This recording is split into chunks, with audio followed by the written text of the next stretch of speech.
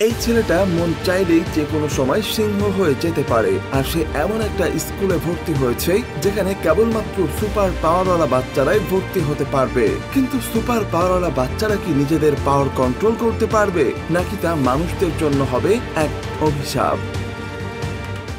আমাদের আজকের গল্প শুরু হয় পাহাড়ি কিছু লায়ন দেখিয়ে, যেগুলো বাচ্চা কাচ্চা সহ পুরো পরিবার নিয়ে পাহাড়ের উপর দিয়ে হাঁটাহাঁটি করছিল। পুরো দলের মধ্যে অনেকগুলো লায়ন ছিল, যাদের মধ্যে সব থেকে বয়স্ক লায়ন হচ্ছে তাদের বাবা। সে তাদের বলে, দেখো ছেলেরা, আমাদের খুব সাবধানে চলতে হবে, বিশেষ করে মানুষের থেকে, কারণ মানুষেরা খুব দ্রুত রং বদলায়, তারা আমাদেরকে পেলে মেরে ফেলবে। এটা শুনে সেখানে থাকা ছোট্ট লায়ন বলে, কেন, আমরা কি অপরাধ করেছি? মানুষ আমাদের কেন মেরে ফেলতে চায়? আমরা তো মাউন্টেন লায়ন, আমরা তো পাহাড় ছেড়ে কখনো লোকালয়ে যায় না, মানুষের উপর আক্রমণও করি না, তাহলে কেন তারা আমাদেরকে মেরে ফেলতে চায়? উত্তরে বড় লায়ন বলে, দেখো বাবা, মানুষের কোনো বিশ্বাস নেই, তারা যখন তখন মত পরিবর্তন করে তাদের সুবিধার জন্য। এটা শুনে ছোট্ট লায়ন অনেক হতাশ হয়ে যায়, তবে তার মানুষের প্রতি অনেক আগ্রহ জন্মায়। তার জানার আগ্রহ জাগে মানুষ কেন এমন করে। এটা জানার জন্য সে একদিন পরিবার থেকে আলাদা হয়ে মানুষের ধারে কাছে চলে যায়। কাহিনী পরিবর্তন হয় আর একটি ছোট্ট বাচ্চাকে দেখানো হয়। সে ভয় পেয়ে ঘুম থেকে উঠে যায়। ছেলেটির নাম জয়। সে এতক্ষণ ধরে স্বপ্নে এসব দেখছিল। কাহিনীর টুইস্ট এখানেই শুরু। সে এই লায়নের স্বপ্ন দেখেছে, কারণ স্বপ্ন দেখা সেই ছোট্ট লায়নের বাচ্চাটি আর কেউ নয়, এটা জয় নিজেই। তার বাবার হাজার নিষেধ করা সত্ত্বেও সে মানুষের সম্পর্কে জানার জন্য নিজের রূপ পরিবর্তন করে লায়ন থেকে মানুষে ঘনবসতির মধ্যে চলে আসে। দেখতে অনেক কিউট হয়। সেখানে থাকা এক পরিবার তাকে তাদের সাথে বাড়িতে নিয়ে যায়, তাকে নিজের সন্তানের মতো করে মানুষ করতে থাকে। মানুষের সাথে থাকতে থাকতে বহুদিন নিজের রূপ পরিবর্তন না করায় জয় তার রূপ পরিবর্তন করার শক্তি ধীরে ধীরে হারিয়ে ফেলছিল। জয় অনাথ বলে তাকে ওই পরিবারে নিজেদের সন্তানদের মতো মানুষ করে। সেখানে তার একজন বড় ভাই, একজন ছোট বোন এবং বাবা মা ছিল। তারা তাকে এতটাই ভালোবাসতো যে সে কখনো অনাথ অনুভব করে না। আর পরিবারের লোকেরাও জানে না সে একটি মাউন্টেন লায়ন। তারা যখন একসাথে খেতে বসছিল, তখন তারা টিভির সংবাদে দেখতে পায় কিছু পাখি মিলে একটা প্লেনের উপর আক্রমণ করেছে। প্লেনটি কোনো উপায় না পেয়ে ইমার্জেন্সি ল্যান্ডিং করে। যদিও এতে কারো জীবন যায়নি, তবে এটা প্রথম নয়। প্রায় দেখা যেত বিভিন্ন পশু পাখি এমন ভাবে দল বেঁধে মানুষের উপরে হামলা করছে। দেখে মনে হতো তারা প্ল্যান করে যুদ্ধে নেমেছে।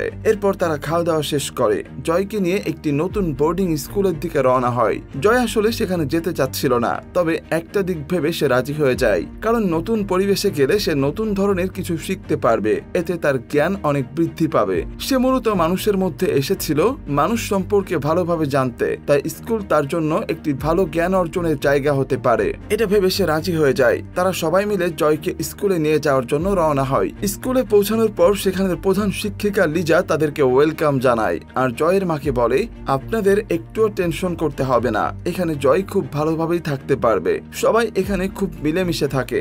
জয়ের পরিবার চলে যেতেই লিজা জয়কে বলে, আমি তোমার সম্পর্কে সবটাই জানি, তুমি যে শেপ শিফটার তা আমরা ভালো করেই জানি। বন্ধুরা, যারা শেপ শিফটার কি জানো না, তারা জেনে নাও। শেপ শিফটার বলতে তাদের বোঝায় যারা নিজের রূপ পরিবর্তন করতে পারে। প্রধান শিক্ষিকা তাকে আরো বলে, ভয় পাওয়ার কোনো কারণ নেই, এখানে যারা আছে তারা সবাই শেপ শিফটার। এখন তুমি আমাকে বলো, তুমি আসলে কোন ধরনের প্রাণী? জয় বুঝতে পারে এখানে আর মিথ্যা বলে লাভ নেই, তাই সে সবটা সরল মনে স্বীকার করে এবং বলে, আমি হচ্ছে মাউন্টেন লায়ন। এটা শুনে লিজা যতটা না অবাক হয়, তার চেয়েও বেশি খুশিও হয়, কারণ তাদের স্কুলে অন্য সব প্রাণী ছিল, তবে লায়ন খুব একটা দেখা যেত না। তাই বনের রাজাকে পেয়ে লিজা অত্যন্ত খুশি হয়ে যায়। জয়কে বাকি সবার সাথে পরিচয় করিয়ে দিতে নিয়ে যাওয়া হয়। সবাই তাকে দেখে খুশি হলেও জেফ্রি নামের একটি ছেলে তাকে দেখে একটুও খুশি হয়নি। জেফ্রি মূলত একজন নেকড়ে। সে তার পজিশন হারানোর ভয় পাচ্ছিল, কারণ সে ভালো করে জানতো বনের রাজা সিংহ।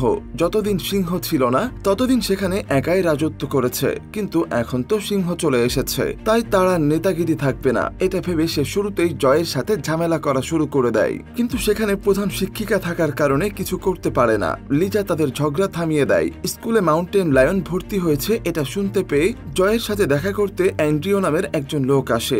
এই স্কুলটা আসলে অ্যান্ড্রিও নিজের। সে সারা দুনিয়ার থেকে খুঁজে খুঁজে শেপ শিফটারদের এখানে নিয়ে আসে। আসলে সে নিজেও একজন শেপ শিফটার। শুধু শেপ শিফটার নয়, সে নিজেও একজন মাউন্টেন লায়ন। অ্যান্ড্রিও জয়ের কাছে জানতে চাই সে তার পরিবারের সাথে যোগাযোগ রেখেছে কিনা, কিন্তু জয় বলে আমি তাদেরকে ছেড়ে আসার পরে তাদের সাথে আর কখনো দেখা বা যোগাযোগ করিনি, এমনকি আমি এখন চাইলেও নিজের রূপ পরিবর্তন করতে পারি না। অ্যান্ড্রিও তাকে আশ্বস্ত করে জয়কে তার শক্তি ফিরিয়ে দিবে। নিজের শক্তির উপরে কন্ট্রোল আনার জন্যই এই একাডেমি তৈরি হয়েছে। এরপর জয়কে তার রুমে নিয়ে আসা হয়। সে এখন থেকে এখানেই থাকবে। সে তার রুমমেটের সাথে পরিচিত হয়। তার রুমমেট একটি কাঠবিড়ালি। এখন থেকে তারা একসাথে থাকবে।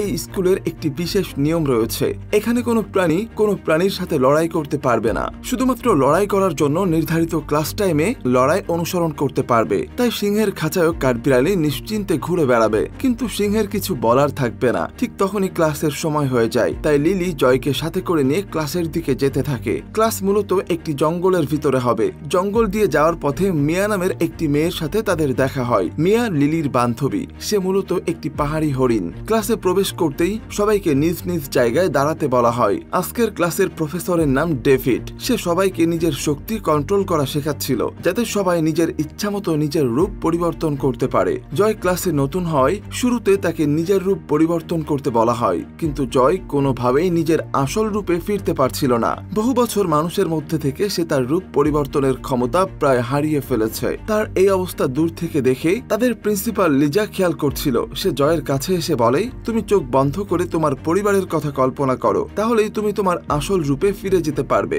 জয় যখনই চোখ বন্ধ করে তার বাবার কথা চিন্তা করে, সে সাথে সাথে লায়নে পরিণত হয়। আর এটা দেখে বাকি বাচ্চারাও অনেক খুশি হয়ে যায়। তারাও তাদের নিজস্ব রূপে চলে আসে। ক্লাস শেষে তাদের পরিচয় হয় নতুন এক সদস্যের সাথে, যে একটা ষাঁড়। তার নাম ব্যান্ডন। এখন থেকে ব্যান্ডনও তাদের সাথেই থাকবে। তারা তিনজন এক রুমে থাকার কারণে তাদের মধ্যে অনেক ভালো বন্ধুত্ব হয়ে যায়। তারা তিনজনে মিলে যখন ক্যান্টিনে খেতে যায়, তখন জেফ্রি তার দলবল নিয়ে জয়ের পথ আটকে দাঁড়ায়। জেফ্রির দলের সবাই তার মতো নেকড়ে। তারা দলবল নিয়ে বাকি সব জানোয়ারদের খুবই বিরক্ত করে বেড়াতো। এটা জয়ের অত্যন্ত খারাপ লাগে। সে জেফ্রিকে বলে, এমনটা কেন করছো? তাদের কথা কাটাকাটি হতে হতে এক পর্যায়ে তা মারামারিতে রূপ নেয়। ঠিক তখনই এক শিক্ষক এসে তাদেরকে থামিয়ে দিয়ে বলে, আর কখনো নির্ধারিত ক্লাসের বাইরে লড়াই করতে যেন না দেখি। পরের দিন সকালেই লড়াইয়ের জন্য নির্ধারিত ক্লাসে সবাই উপস্থিত হয়, যেখানে সবাই লড়াই প্র্যাকটিস করবে, কিন্তু কেউ কাউকে প্রাণে মেরে ফেলতে পারবে না। এমনকি প্রাণে মেরে ফেলার মতো আঘাতও করতে পারবে না। শুধু লড়াইয়ের টেকনিকগুলো অনুশীলন করবে, যাতে বাইরের শত্রু আসলে নিজেদেরকে রক্ষা করতে পারে। সেখানে উপস্থিত থাকা একটি মেয়ে ভাল্লুকের সাথে ব্যান্ডনের লড়াই হয়। আগে থেকে লড়াই করার টেকনিক না জানা থাকায় এই লড়াইয়ে ব্যান্ডন হেরে যায়। এরপর সে ভাল্লুকের সাথে লড়াই করার জন্য জয়কে বলা হয়, কিন্তু জয় অনেক চেষ্টা করেও নিজের রূপ পরিবর্তন করতে পারছিল না। তখনই সেখানে উপস্থিত হয় অ্যান্ড্রিও। অ্যান্ড্রিও অন্য বাচ্চাদের থেকে জয়কে একটু আলাদাভাবে দেখছিল, কারণ সেও মাউন্টেন লায়ন, মানে তার নিজেরই স্বজাত। সে একটি থলেতে জয়ের জন্য মাউন্টেন লায়নের শরীরের অংশ নিয়ে এসেছে, যার গন্ধ নেওয়ার সাথে সাথে সে লায়নে পরিণত হয়ে যায় আর খুব সহজেই এই লড়াই জিতে যায়। লড়াই শেষে অ্যান্ড্রিও তাকে সেই থলে দিয়ে বলে,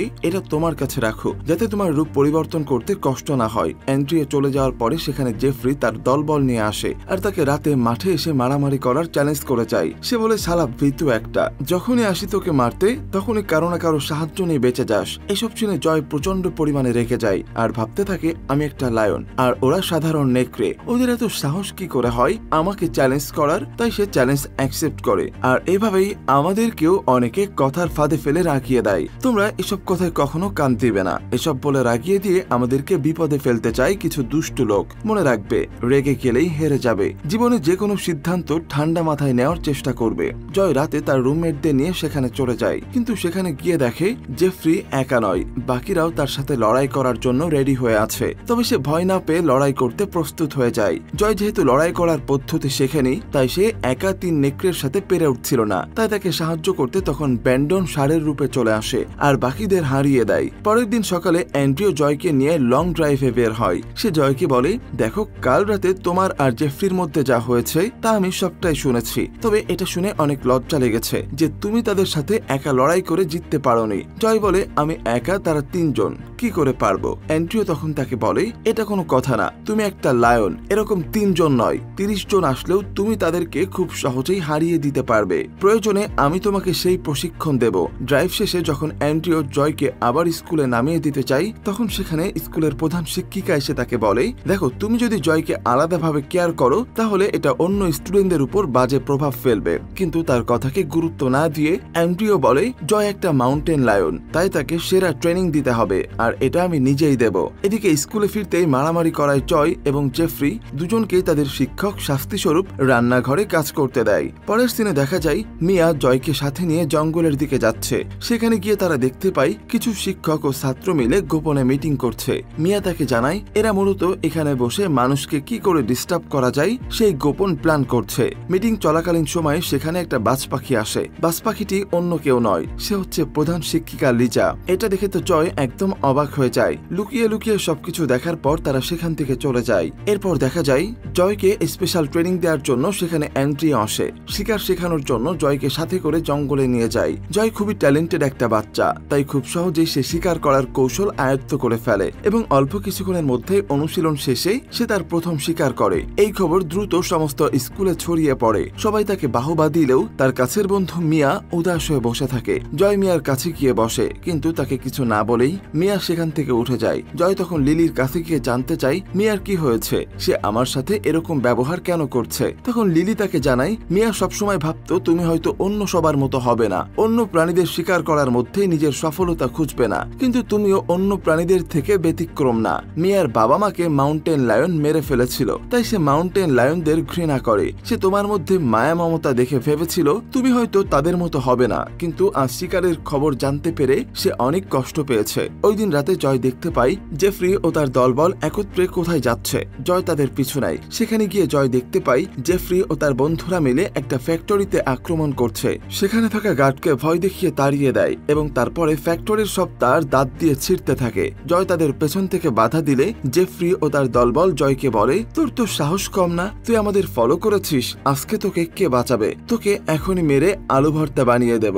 তাদের মধ্যে লড়াই হওয়ার ঠিক আগ মুহূর্তে সেখানে অ্যান্ড্রিও চলে আসে। সে জেফ্রিকে বলে এখানে হট্টগোল করো না, সবাই জেনে যাবে, দ্রুত লুকিয়ে পড়ো। এটা শুনে জয় একদমই অবাক হয়ে যায়। আরে কি হলো এটা, তার মানে এই সব কিছুর পেছনে অ্যান্ড্রিও আছে। অ্যান্ড্রিও জয়কে বলে আমি সব বুঝিয়ে বলছি, তুমি আমার সাথে চলো। জয়কে নিয়ে অ্যান্ড্রিও তার ঘরে চলে আসে। সেখানে এসে জয়কে বলে তুমি যে ফ্যাক্টরিটাকে দেখছো, এই ফ্যাক্টরি তৈরির জন্য অর্ধেক বন উজাড় করে ফেলা হয়েছে, কত পশু পাখি গৃহ ছাড়া হয়েছে।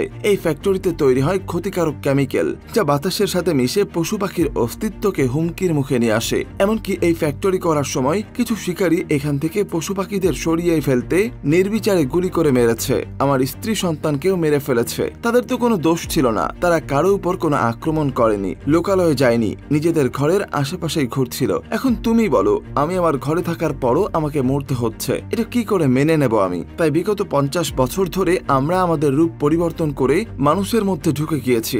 মানুষের বিভিন্ন সংস্থার মাধ্যমে পশু পাখিদের বাঁচানোর আন্দোলন করে যাচ্ছি, কিন্তু তাতেও কোনো কাজ হচ্ছে না। মানুষ বেপরোয়াভাবে গাছপালা কেটে বন উজাড় করে নিজেদের প্রয়োজন মিটাচ্ছে। তাদের ভালো থাকায় তাদের কাছে একমাত্র উদ্দেশ্য। এতে বনের সব পশু পাখি মারা গেলেও তাদের কোনো কিছু যায় আসে না। এসব শুনে তো জয় সত্যি বাকরুদ্ধ হয়ে যায়। শুধু জয় না, বন্ধুরা তোমরাও একটু ভাবো, কথাগুলো তো মিথ্যে নয়। মানুষ যেভাবে গাছপালা কাটা শুরু করেছে, পশু পাখির আবাসস্থল নষ্ট করা শুরু করেছে, এটা কি পরিবেশের জন্য একটুও ভালো? জয় আসলে কোন পক্ষ নেবে তা বুঝে উঠতে পারছিল না। যদিও সে মানুষদের ক্ষতি করতে চায় না, তবুও মানুষদের ব্যবহার মেনে নিতে পারছিল না। তাই সে কোনো সিদ্ধান্তে পৌঁছাতে না পেরে অ্যান্ড্রিওকে বলে আমাকে কিছু সময় দাও সিদ্ধান্ত নেওয়ার জন্য। এটা বলে সেখান থেকে চলে যায়।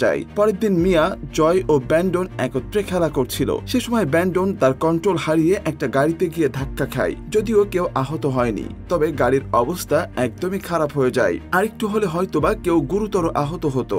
সব থেকে অবাক করা ব্যাপার, গাড়িটা অন্য কারো নয়, জয়ের বাবা মার। জয়ের সাথে দেখা করতে আসার সময় তাদের সাথে এই ঘটনাটা ঘটে। এখানে আসার পর তার বাবা মা দেখে জয় এখানে অনেক হাসি খুশি আছে, তাদের ছেলে ভালো আছে। এটা দেখে তারা অনেক খুশি হয়। তারা যাওয়ার সময় জয়কে বলে আগামী রবিবার আমরা সবাই মিলে বনভোজনে যাচ্ছি, তোমার তো রবিবার স্কুল বন্ধ থাকে, তুমি ওই দিন আমাদের সাথে যাবে। জয় তো অনেক খুশি হয়ে যায়, কারণ অনেকদিন পর পরিবারের সাথে একসাথে কোথাও ঘুরতে যাবে, এটা ভেবেই সে অনেক খুশি হয়ে যায়। জয়ের পরিবার চলে যাওয়ার সাথে সাথেই তার কাছে অ্যান্ড্রিওর ফোন আসে। সে জয়কে বলে রবিবার আমাদের একটা বড় মিশন আছে, সেখানে কি তুমি আমাদের সাথে যোগ দিবে?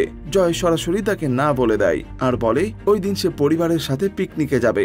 জয় অনেক বেশি চিন্তিত চিন্তিত ছিল সে মানুষের পক্ষে যাবে নাকি পশু পাখিদের পক্ষে থাকবে। সে একটি গাছের ডালে উদাস হয়ে বসে একটি কাকের সাথে গল্প করছিল। ঠিক তখনই সেখানে একদল শিকারী জয়ের উপরে গুলি চালায়। জয় পালিয়ে যেতে চেষ্টা করে, কিন্তু শিকারীরা ড্রোন দিয়ে তাকে খুঁজে বের করে ফেলে। এমনকি তাকে খুঁজে বের করার জন্য তার পেছনে কুকুর ছেড়ে দেয়। তার সাথে থাকা সেই কাকটিও একটি শেপ শিফটার। সে প্রথমে ড্রোনটিকে নষ্ট করে দেয়, তারপর জয়কে পথ দেখিয়ে স্কুলের দিকে নিয়ে যায়। জয় কিছুটা আহত হয়। তার আহত হওয়ার খবর পেয়ে অ্যান্ড্রিও দৌড়ে চলে আসে আর সে জয়কে বলে, আমি তোমার আসল পরিবারের খবর নিয়েছি, তাদেরকেও শিকারীরা মেরে ফেলেছে। এবার তুমি সিদ্ধান্ত নাও, আজকের এই কাহিনীর পর এখনো কি তুমি মানুষের পক্ষেই থাকবে? জয় এসব দেখে অভিমানে অ্যান্ড্রিওর সাথে যোগ দেয়। এরপর তারা একত্রে একটি রুমে গোপন বৈঠক করে। সবাই সবার দায়িত্ব বুঝে নিচ্ছিল কিভাবে পুরো ফ্যাক্টরিটা ধ্বংস করতে হবে। অ্যান্ড্রিও সবাইকে তার মাস্টার প্ল্যান বোঝাচ্ছিল। জয় বলে, আমি আপনার সাথে আছি, তবে এতে যেন কোনো মানুষের প্রাণ না যায়, শুধুমাত্র ফ্যাক্টরিটাকে ধ্বংস করবেন। এরপর জয়ের পরিবার তাকে ফোন দিয়ে বলে, তুমি কখন আসবে?